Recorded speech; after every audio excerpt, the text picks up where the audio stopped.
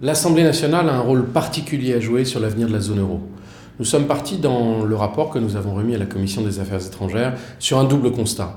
Premièrement, dans la zone euro, il y a une intention de convergence, mais en réalité, il y a une divergence.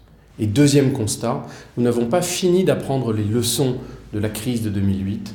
Nous devons consolider les mécanismes de sécurisation du système bancaire européen.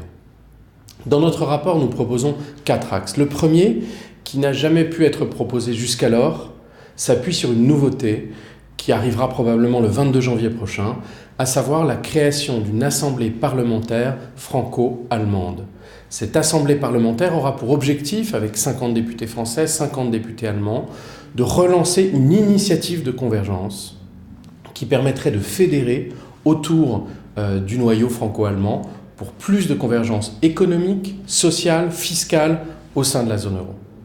Dans le prolongement de cette convergence, le deuxième axe que nous décrivons, c'est le Code européen des affaires. Aujourd'hui, une PME française, allemande, italienne, a besoin de plus d'harmonisation dans les législations, dans l'environnement réglementaire des entreprises. C'est l'initiative d'un Code européen des affaires autour, là aussi, d'un axe franco-allemand.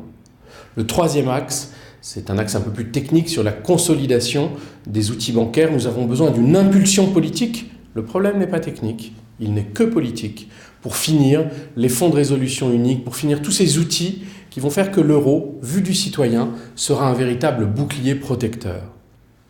Dans cette logique-là, un budget de la zone euro, que je soutiens, qui a été annoncé par le président Macron et la chancelière Merkel, ce budget de la zone euro aura 2 objectifs. D'une part, un stabilisateur économique en cas de crise pour atténuer les effets de ces crises. Et dans ce cadre-là, je propose une logique d'un plan d'investissement pour l'emploi en cas de choc de chômage.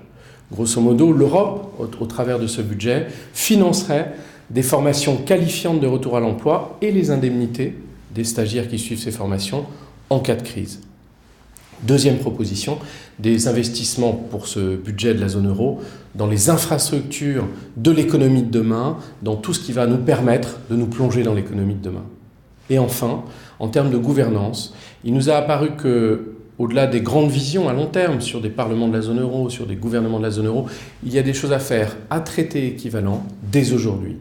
Un commissaire dédié à la zone euro est réellement identifié comme tel, une logique de commission des finances issue des parlements nationaux, bref, des initiatives pour reprendre la main à traité constant. Voilà donc l'enjeu de ce rapport, c'est d'expliquer que les solutions concrètes pour la zone euro, c'est aujourd'hui, maintenant, que nous pouvons les mettre en œuvre et que les parlements doivent y jouer un rôle déterminant.